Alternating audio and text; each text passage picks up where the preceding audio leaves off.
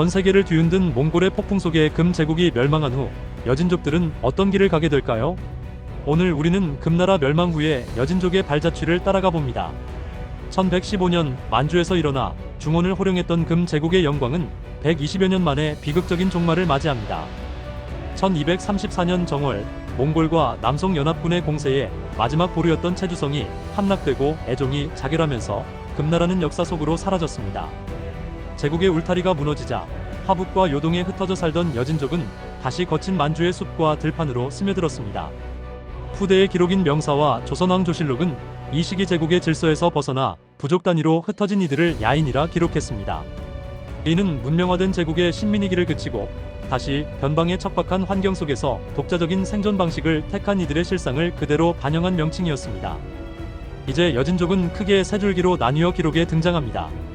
명나라와 가까웠던 건주여진, 송화강 유역의 해서여진, 그리고 가장 북쪽과 동쪽의 척박한 땅을 지키던 이들이 바로 야인여진입니다. 이 암흑기 동안 그들은 명나라와 조선이라는 두 강대국 사이에서 생존을 위한 줄타기를 시작합니다.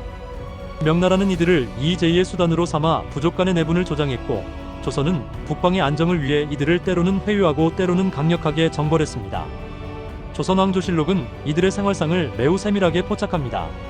가죽옷을 입고 화살을 잘 쏘며 산속에 굴을 파서 거처한다는 기록은 제국의 화려한 갑옷 대신 짐승의 가죽을 입고 다시 사냥꾼의 본능으로 돌아가야 했던 야인들의 고단한 삶을 증명하고 있습니다. 이 혼돈의 시대 속에서 역사는 뜻밖의 인연을 잉태합니다.